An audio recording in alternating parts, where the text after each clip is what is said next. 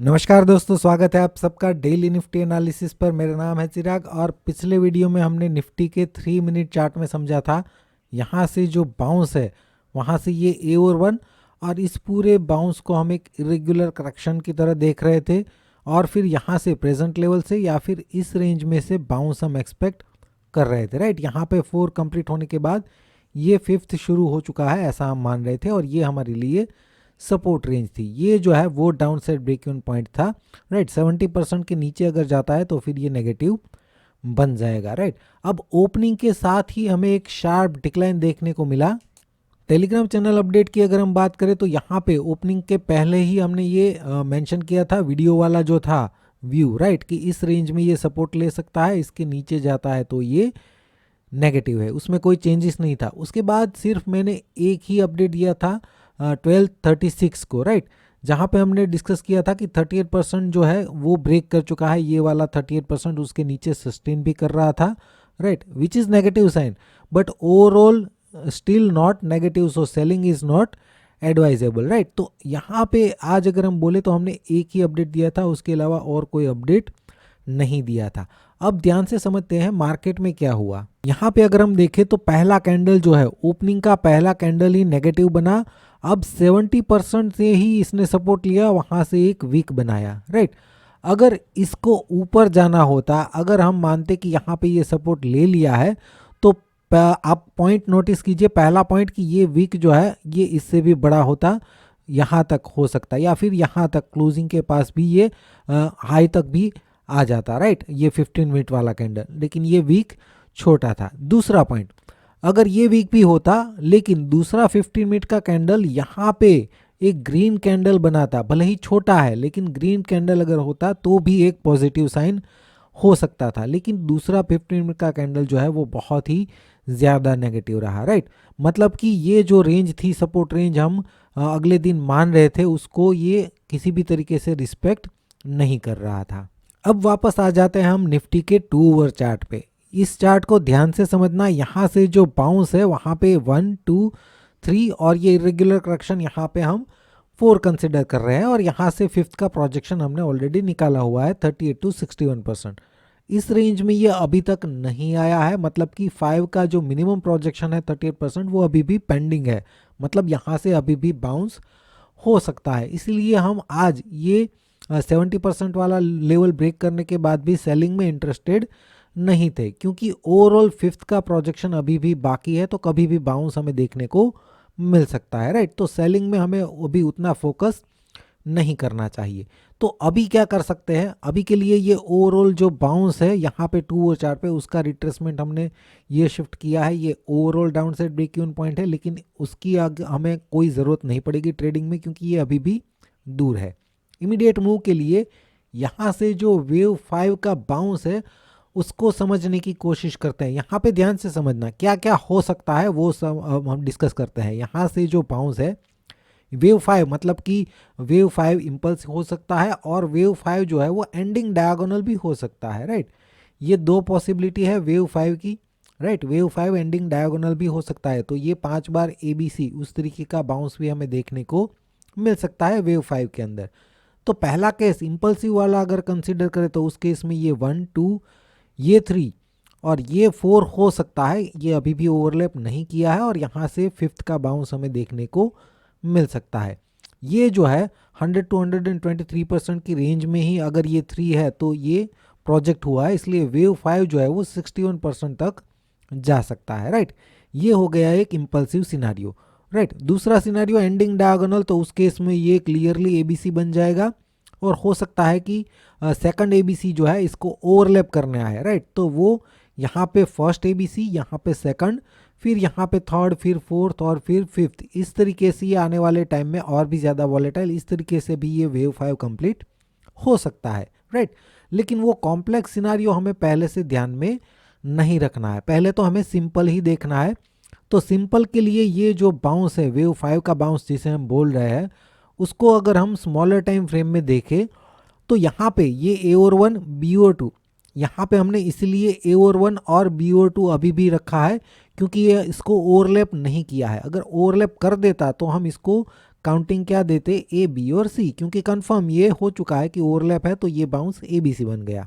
अभी के लिए तो हमने दोनों ऑप्शन रखे हैं, ए और 1, बी और 2, और यहाँ पे सी और 3। यहाँ पे ध्यान से समझना, ये जो हाई है वो हाई का रिसेंट बाउंस, ये बाउंस जो है हमें करेक्टिव लग रहा है, इसलिए मैंने यहाँ पे सी और 3 कंसीडर नहीं किया है।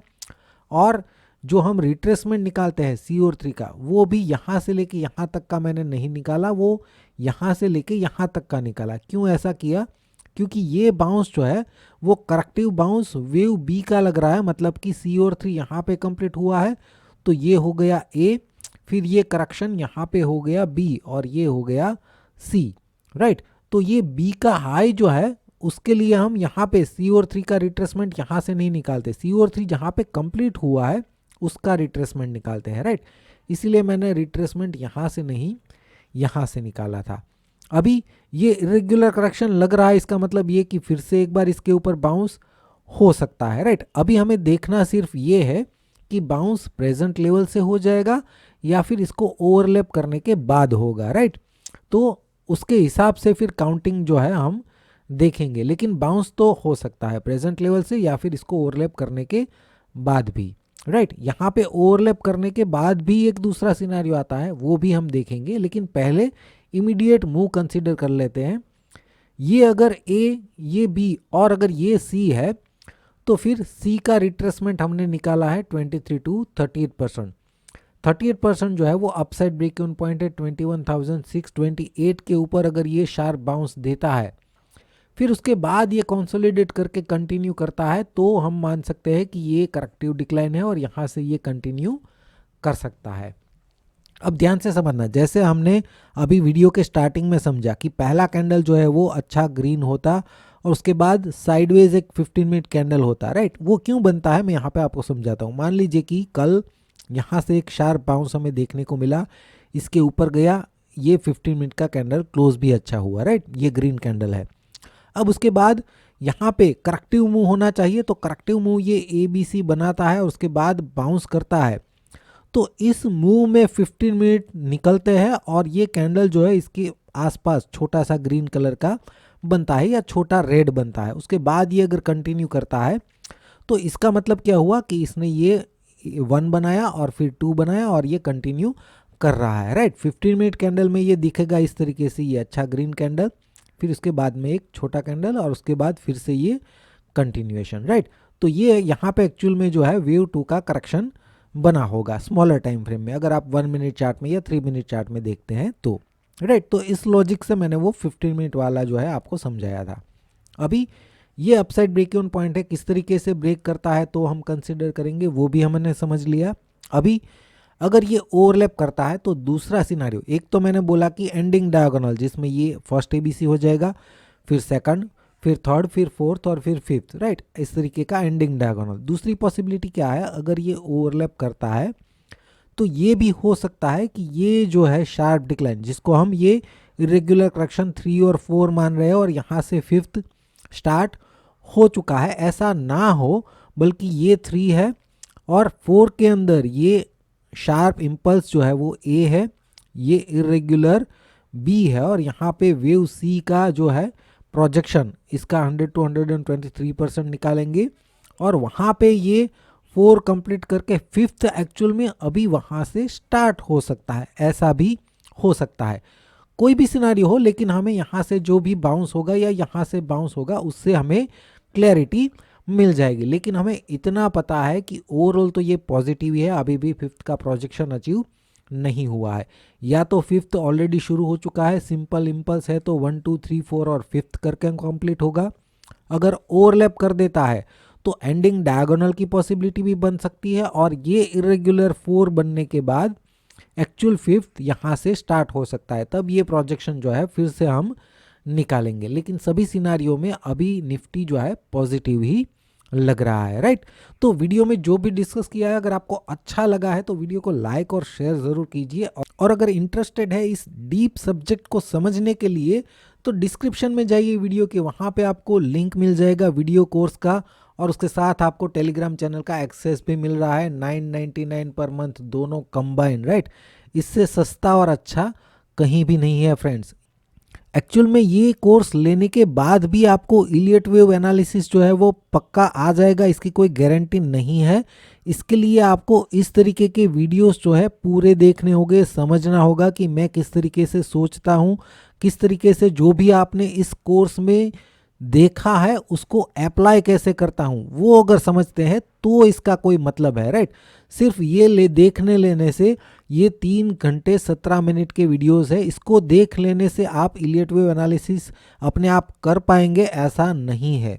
उसके बाद आपको मेरे रेगुलर वीडियोस देखने होंगे इस तरीके के, और वहाँ से आपको ये जो भी आपने कोर्स में समझा है उसको रिलेट करना होगा कि किस तरीके से ये मैं प्रैक्टिकली अप्लाई करने की कोशिश करता हूँ, और वो भी आपको लंबे समय तक वो देखना होगा, तब आप इलियट वेव एनालिसिस जो है अपने आप अच्छी तरीके से कर पाएंगे, राइट।